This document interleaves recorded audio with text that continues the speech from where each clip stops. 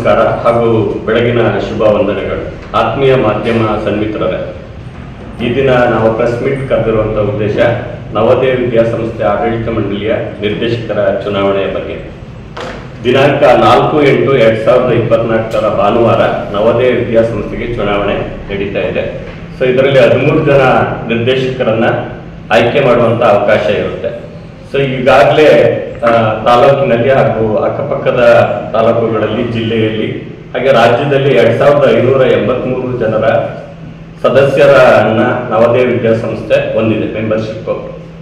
So ಎಲ್ಲರೂ ಕೂಡ ಆ ದಿನ ಚುನಾವಣೆಯಲ್ಲಿ ತಪ್ಪದೇ ಮತ ಚಲಾಯಿಸಿ ಸೊ ನವೋದಯ ವಿದ್ಯಾಸಂಸ್ಥೆ ಏಳಿಗೆಯಲ್ಲಿ ಪಾತ್ರ ಆಗಬೇಕು ಅಂತ ತಮ್ಮನ್ನ ಗೌರವಪೂರ್ವಕವಾಗಿ ನಾವು ಕೇಳ್ಕೊಳ್ತೇವೆ. ಮತದಾನ ಬೆಳಿಗ್ಗೆ 8ರಿಂದ 3ರವರೆಗೆ ನಡೆಯುತ್ತೆ. ಮತದಾನ ನಡೆಯುವಾಗ ಅಥವಾ ಮತದಾನ ಮಾಡಲಿಕ್ಕೆ ಕಂಪಲ್ಸರಿ ID ಕಾರ್ಡನ್ನ, ಸಂಸ್ಥೆ ನೀಡಿರುವಂಥ ID ಕಾರ್ಡನ್ನು ತರಬೇಕು. ಹಾಗೆ ಆತ್ಮೀಯ ಗೌರವಾನ್ವಿತ ನವೋದಯ ವಿದ್ಯಾಸಂಸ್ಥೆಯ ಸದಸ್ಯರಲ್ಲಿ ನಾವು ಅರಿಕೆ ಮಾಡಿಕೊಳ್ಳುವುದೇನೆಂದರೆ, ನಾವು 7 ಜನ ಸೇರಿ ಒಂದು ಸಿಂಡಿಕೇಟ್ ಅನ್ನು ಮಾಡಿಕೊಂಡಿದ್ದೇವೆ. ಅದರಲ್ಲಿ ಹಿರಿಯರು ಹಾಗೆ ಸಂಸ್ಥೆಯ ಸಂಸ್ಥಾಪಕರು ಆದಂಥ ಶ್ರೀಯುತ ಶ್ರೀನಿವಾಸ ಅಯ್ಯಂಗಾರ್ ಅವರ ಸುಪುತ್ರರಾದಂಥ ಡಾಕ್ಟರ್ ಶೇಷಶಯನ ಅವರು, ಹಾಗೆ ನಿವೃತ್ತ ಪ್ರಾಂಶುಪಾಲರು ಹಾಗೆ ಉಪನ್ಯಾಸಕರು ಆಗಿದ್ದಂಥ ನವೋದಯ ವಿದ್ಯಾಸಂಸ್ಥೆಯಲ್ಲಿ ಶ್ರೀ OR ರಂಗೇಗೌಡರು, ಹಾಗೆ ಶ್ರೀಯುತ ಶರತ್ ಕೆಂಬಾಡ್ ಪ್ರಕಾಶ್ ಅವರ ಮಗ, ಹಾಗೆ ನಮ್ಮ ತಾಲೂಕಿನಲ್ಲೇ ಸಮಾಜಮುಖಿಗಳು, ಸಮಾಜ ಚಿಂತಕರು, ಹಾಗೆ ನಮಗೊಂದು ಹೆಮ್ಮೆ ಇದೆ, ಕೊರೋನಾ ವಾರಿಯರ್ಸ್ ಅಂದ್ರೂ ಕೂಡ ಅವ್ರನ್ನ ತಪ್ಪಾಗಲಾರ್ದು. ಸೊ ಆಪತ್ ಬಾಂಧವ ಕೊರೋನಾ ಕಾಲದಲ್ಲಿ ಶ್ರೀಯುತ CT ಕುಮಾರಸ್ವಾಮಿ ಅವರು ನಮ್ಮ ಜೊತೆ ಇದ್ದಾರೆ. ಹಾಗೆ ಕಾಂಟ್ರಾಕ್ಟ್ಗಳಾದಂತಹ ಶ್ರೀಯುತ ಶ್ರೀ ಕೃಷ್ಣಮೂರ್ತಿ ಅವರು, ಹಾಗೆ ಶ್ರೀ ಮಹೇಶ್, ಎಲೆಕ್ಟ್ರಿಕಲ್ ಮಹೇಶ್ ಅಂತಾನೆ ಅವರ ಹೆಸರು, ಅವರನ್ನು ಒಳಗೊಂಡಂತ 7 ಜನರ ಒಂದು ನಮ್ಮ ಸಿಂಡಿಕೇಟ್ ಆಗಿದೆ. ಸೊ ಆ ದಿನ ನಡೆಯುವಂತ ಚುನಾವಣೆಯಲ್ಲಿ ತಾವು ಸಂಸ್ಥೆಯ ಶ್ರೇಯೋಭಿವೃದ್ಧಿಗಾಗಿ ಹಾಗೆ ಸಂಸ್ಥೆಯನ್ನ ಇನ್ನೂ ಉನ್ನತ ಮಟ್ಟಕ್ಕೆ ಕೊಂಡೊಯ್ಯಲು ನಮ್ಮನ್ನು ಆಯ್ಕೆ ಮಾಡಬೇಕು ಅಂತ ಕೇಳ್ಕೊಡ್ತೇವೆ. ಜೊತೆಗೆ ಸಂಸ್ಥೆ ಈಗಾಗಲೇ ತಮಗೆ ಗೊತ್ತಿರೋ ಹಾಗೆ 1944ರಲ್ಲಿ ಪ್ರಾರಂಭವಾದಂಥ, ಸ್ವಾತಂತ್ರ್ಯ ಪೂರ್ವದಲ್ಲಿ ಪ್ರಾರಂಭವಾದಂಥ ವಿದ್ಯಾಸಂಸ್ಥೆ. ಸೊ ಈಗಾಗಲೇ 80 ವರ್ಷಗಳನ್ನ ಮುಗಿಸಿ 100 ವರ್ಷಗಳ ಹೊತ್ತಿಲಿನಲ್ಲಿ ಇದೆ.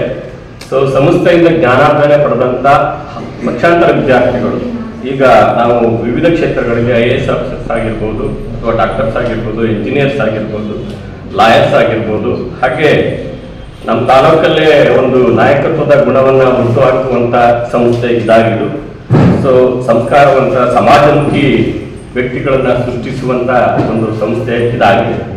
ಹಾಗೆ ಹಲವಾರು ಸಂಸ್ಥೆಯಿಂದ ವಿದ್ಯಾರ್ಜನೆ ಪಡೆದಂತ ವಿದ್ಯಾರ್ಥಿಗಳು ಇವತ್ತು ಫಾರಿನ್ ಅಥವಾ ವಿದೇಶಗಳಲ್ಲಿ ತಮ್ಮ ಪ್ರತಿಭೆಯನ್ನ ಹೊರಹೊಮ್ಮಲಿಕ್ಕೆ ಈ ಸಂಸ್ಥೆ ಪ್ರಮುಖ ಕಾರಣವಾಗಿದೆ. ಹಾಗೆ ಸಂಸ್ಥೆ ಮೊದಲು ಸ್ವಲ್ಪ ಅದರಲ್ಲಿ ಗೊಂದಲ ಇತ್ತು.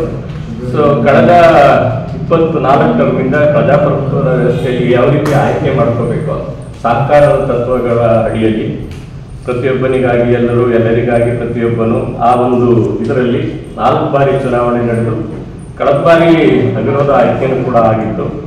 ಸೊ ಅದರಲ್ಲಿ ಹಿಂದೆ ಆಡಳಿತ ಮಂಡಳಿಯಲ್ಲಿ ಅಧ್ಯಕ್ಷರಾಗಿದ್ದಂಥವ್ರು, ಕಾರ್ಯದರ್ಶಿಗಳಾಗಿದ್ದಂಥವ್ರು, ಹಾಗೆ ನಿರ್ದೇಶಕರುಗಳಾಗಿದ್ದಂಥವ್ರು ಅವರವರ ಕಾಲಘಟ್ಟದಲ್ಲಿ ಸಾಕಷ್ಟು ಅಭಿವೃದ್ಧಿಯನ್ನ ಮಾಡಿದ್ದಾರೆ.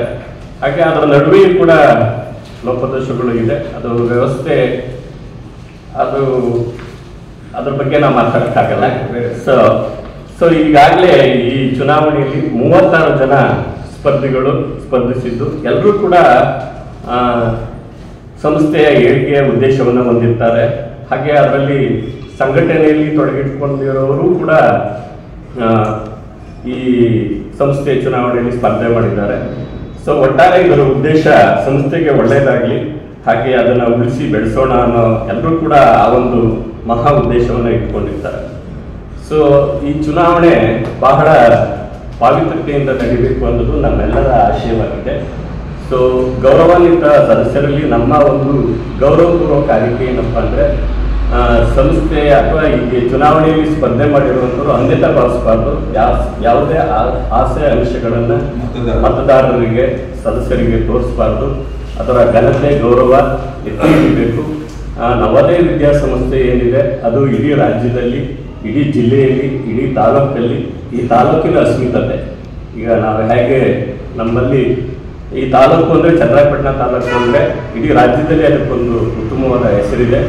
ಸೊ ಆ ಥರ ಯಾವುದೇ ಅಂದರೆ ಗೊಂದಲ ಹಾಕದ ಹಾಗೆ ಶಾಂತಿಯುತವಾಗಿ ಎಲ್ಲರೂ ಕೂಡ ಚುನಾವಣೆಯನ್ನು ನಡೆಸೋಣ.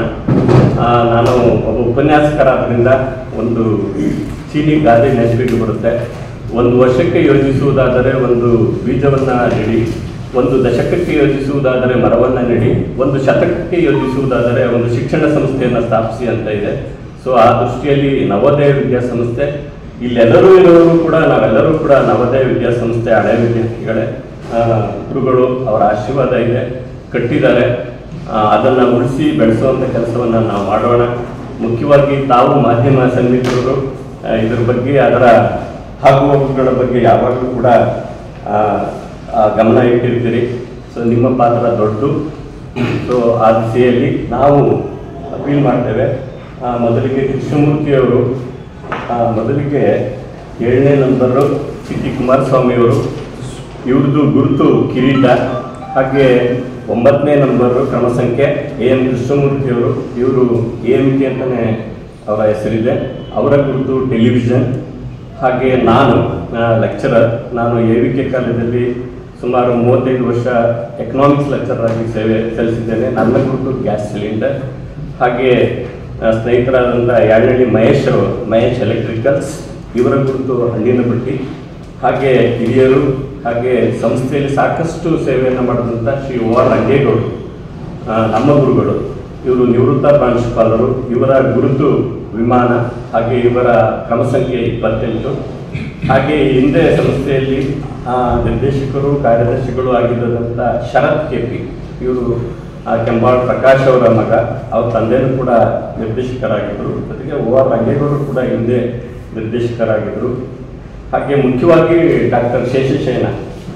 ಸೊ ಈಗಾಗಲೇ ಅವ್ರ ಬಗ್ಗೆ ಗೊತ್ತಿದೆ. ಸಂಸ್ಥೆಯ ಸಂಸ್ಥಾಪಕರು ಆದಂತಹ, ಕವಿಗಳು, ಸಹೃದಯರು ಆದಂಥ ಡಾಕ್ಟರ್ ಶ್ರೀನಿವಾಸ ಅಯ್ಯಂಗಾರ್ ಅವರ ಸುಪುತ್ರರು. ಸೊ ಇವತ್ತೆಲ್ಲ ನಮ್ಮ ತಾಲೂಕಿಗೆ ವಿದ್ಯೆ ಜ್ಞಾನಾರ್ಜನೆ ಸಿಕ್ಕಿದೆ ಅಂದರೆ ಇವರ ಕೊಡುಗೆ ಅಪಾರ. ಅದರ ಜೊತೆಗೆ ಫೌಂಡರ್ಗಳಾದಂಥ ಶ್ರೀ ನರಸಣ್ಣವರನ್ನ, ಹಾಗೆ ಶ್ರೀ ಅಡ್ಕಂ ಸಂಜೀವ್ ಶೆಟ್ಟರನ್ನ, ಹಾಗೆ ಅಂದಿನ ಶಿಕ್ಷಣ ಮಂತ್ರಿಗಳಾದಂಥ ಶ್ರೀ A.G. ರಾಮಚಂದ್ರರಾಯರವರನ್ನ ನಾವು ಈ ಟೈಮಲ್ಲಿ ನಾವು ನೆನೆಯಬೇಕಾಗುತ್ತೆ. ಅವರ ಸೇವೆ, ಅವರ ಶ್ರಮ ಶ್ಲಾಘನೀಯವಾದದ್ದು, ಸಾರ್ಥಕವಾದದ್ದು. ಅದರ ಪ್ರತಿಫಲವೇ ಇವತ್ತು ನವೋದಯ ವಿದ್ಯಾಸಂಸ್ಥೆ ಒಂದು ಬೃಹದಾಕಾರವಾದಂಥ ಸಂಸ್ಥೆಯಾಗಿ ಬೆಳೆದು ಸಾಕಷ್ಟು ಜನರಿಗೆ ವಿದ್ಯಾದಾನವನ್ನು ಮಾಡಿದೆ ಅಂತ ಹೇಳಿ ಕೃಷ್ಣ ಬಳಸಿದಲ್ಲ ಅವರು ಕೃಷ್ಣ ಇಬ್ಬರು ಸೇರಿ ಈ ಸಂಸ್ಥೆಯನ್ನು ಸ್ಥಾಪನೆ ಮಾಡಿದ್ರು. ಸ್ಥಾಪನೆ ಮಾಡಿದ ಮೇಲೆ ಅದರ ಜೊತೆಗೆ ಶ್ರೀ ಸಂಜೀವ್ ಶೆಟ್ಟರು ಮತ್ತು ನರಸಣ್ಣವರು ಸೇರಿಕೊಂಡ್ರು. ಅವರು ಆಗಿನ ಕಾಲದ ಇದು ರಾಜಕೀಯ ವೇದಿಕೆಯಲ್ಲಿದ್ದರು, ಕಾಂಗ್ರೆಸ್ನಲ್ಲಿ ಕೆಲಸ ಮಾಡ್ತಿದ್ರು, ಜೈಲಿಗೆ ಹೋಗ್ತಾ ಇದ್ರು, ಆ ಸಂದರ್ಭ ಬರ್ತಾ ಇದ್ರು, ಈ ಥರ ನಡೀತಾ ಇತ್ತು. ಹಾಗಾಗಿ ಅವರು ಸ್ವಲ್ಪ ಹೊರಗಡೆ ಆ ಟೈಮಲ್ಲಿ ಏನು ಸ್ವತಂತ್ರ ಬರೋ ಸಮಯಕ್ಕೆ ಸರಿಯಾಗಿ ಅವರು ಓಡಾಡ್ತಿದ್ರು. ಆಮೇಲೆ ಸಂಸ್ಥೆ ಜೊತೆಗೆ ಸೇರಿಕೊಂಡ್ರು. ಸಂಸ್ಥೆಯ ಅಧ್ಯಕ್ಷರಾಗಿದ್ದರು, ಕಾರ್ಯದರ್ಶಿಗಳಾಗಿದ್ದರು, ಖಜಾಂಚಿಗಳಾಗಿದ್ದರು. ಹೀಗೆ ಸಂಸ್ಥೆಯನ್ನು ಅತ್ಯುನ್ನತ ಮಟ್ಟಕ್ಕೆ ಬೆಳೆಸಿದ್ರು. ಜೊತೆಗೆ ಈ ಶ್ರೀನಿವಾಸಯ್ಯಂಗಾರವರ ಮಾರ್ಗದರ್ಶನದಂತೆ ನಾನು ಸುಮಾರು 8 ವರ್ಷಗಳ ಕಾಲ ಕಾರ್ಯದರ್ಶಿಯಾಗಿ ಕೆಲಸ ಮಾಡಿದೆ. ಕಾರ್ಯದರ್ಶಿಗಳ ಕೆಲಸ ಮಾಡಿದಾಗ ಅತ್ಯುನ್ನತ ಮಟ್ಟಕ್ಕೆ ಸಂಸ್ಥೆಯನ್ನು ತಗೊಂಡು ಹೋಗಿದ್ವಿ ನಾವು. ಸೊ 2000 ಸುಮಾರು 1994ರಿಂದ 2001ರವರೆಗೆ ನಾನು ಸಂಸ್ಥೆಯ ಕಾರ್ಯದರ್ಶಿಯಾಗಿ ಕೆಲಸ ಮಾಡಿದೆ. ಹೀಗಾಗಿ ಸಂಸ್ಥೆಯಲ್ಲಿ ಏನು ಉದ್ಭವಿಸಿದೆ ಅಥವಾ ಏನಾದರೂ ತೊಂದರೆ ಇದೆ ಅಥವಾ ಅದನ್ನು ಸರಿ ಮಾಡೋದು ಹೇಗೆ ಅನ್ನೋದನ್ನ ಆ ಸಂದರ್ಭದಲ್ಲಿ ನಾನು ಕಲ್ತಿದ್ದೀನಿ. ಅದರ ಉಪಯೋಗ ಈ ಸಂದರ್ಭದಲ್ಲಿ ಮಾಡಬೇಕು ಅಂತ ಇಷ್ಟಪಡ್ತೇನೆ. ಸಂಸ್ಥೆಯನ್ನು ಉನ್ನತ ಮಟ್ಟಕ್ಕೆ ಮತ್ತೆ ತಗೊಂಡು ಹೋಗಬೇಕು ಅನ್ನೋ ಒಂದು ಆಸೆ ಬರ್ತಿದ್ದೀನಿ. ತಮ್ಮಗಳ ಸಹಕಾರ ಎಲ್ಲ ಇರಬೇಕು ಅಂತ ಹೇಳಿ ಪತ್ರಿಕಾ ಮಿತ್ರರಿಗೆ ನಮಸ್ಕಾರ. ಒಂದು ನವೋದಯ ಚುನಾವಣೆಯಲ್ಲಿ ಸ್ಪರ್ಧಿಸಿರ್ತೀನಿ. ನನ್ನ ಹೆಸರು ಶರತ್ KP ಅಂತ. ತಂದೆ ಪ್ರಕಾಶ್ ಕೆಂಬಾಗರ್ ಅವರ ಮಗ. ನಾವು ಏನೋ ಒಂದು ಆಶಾಭಾವನೆ ಇಟ್ಕೊಂಡು ನವೋದಯ ವಿದ್ಯಾಸಂಸ್ಥೆ ಒಳಗೆ ಹೋಗೋಣ ಅಂತ ಅಂದ್ಕೊಂಡಿದ್ವಿ. ಏನೋ ಮಾಡಿಬಿಡ್ತೀವಿ, ಏನೋ ಇರೋದನ್ನೆಲ್ಲ ಈಗ ಇಷ್ಟು ವರ್ಷ ಮಾಡಿಲ್ಲದೆ ಇರೋದನ್ನ ನಾವು 5 ವರ್ಷದಲ್ಲಿ ಸಾಧನೆ ಮಾಡಿಬಿಡ್ತೀವಿ, ಆ ಥರ ಆಶಾಭಾವನೆ ಇಟ್ಕೊಂಡು ಹೋಗ್ತಿಲ್ಲ. ಯಾರು ನಮ್ಮನ್ನ ನೆಕ್ಸ್ಟ್ ಕೈ ತೋರಿಸ್ಬಿಟ್ಟು ಇವ್ನು ಓಟ್ ಕೊಟ್ಟು ನೆಕ್ಸ್ಟ್ ನೀವು ಇಂಥವನಿಗೆ ಕೊಟ್ಟವಲ್ಲ ಅಂತ ಅನ್ನಿಸ್ಕೊಳ್ಳದಲ್ಲೇ ಆಚೆ ಬರ್ತೀವಿ ಅನ್ನೋ ಒಂದು ಭರವಸೆ ಕೊಡ್ತೀವಿ. ಆಮೇಲೆ ಇನ್ನೊಂದು ಏನಾದ್ರು ಒಂದು ಇಂಗ್ಲೀಷಲ್ಲಿ ಹೇಳ್ತಾರೆ, leave your foot step in the sand of time ಅಂತ ಹೇಳ್ತಾರೆ. ಅಂದ್ರೆ ಏನಂದ್ರೆ ನಿಮ್ಮ ಕಾಲದಲ್ಲಿ ನೀವು ಏನಾರ ಸಾಧನೆ ಮಾಡಿದ್ರೆ ಮಾತ್ರ ನೆಕ್ಸ್ಟ್ ಬರೋರು ನಿಮ್ಮನ್ನ ನೆನೆಸ್ಕೋಬಹುದು ಅಂತ. ಆ ಥರದನ್ನ ನಾವು ಮಾಡಿ ಆಚೆ ಬರ್ತೀವಿ ಅಂತ ಹೇಳ್ತೀವಿ. ಆಮೇಲೆ ಯಾವುದೇ ಆಸೆ ಅಭಿಷೇಕಗಳಿಗೆ ಈ ಒಂದು ನಮ್ಮ ವೋಟರ್ಸ್ ಏನಿದ್ದಾರೆ ಅವರು ಆ ಒಂದು ಇದಕ್ಕೆ ಕೈ ಒಡ್ಡಬಾರ್ದು, ಅಥವಾ ಬೇರೆ ಯಾವುದೇ ಇದಾದ್ರೂ ಒಂದು ಅದನ್ನ ಖಂಡಿಸಿ ಅಂತ ಹೇಳಿ ನನ್ನ ಮಾತನ್ನು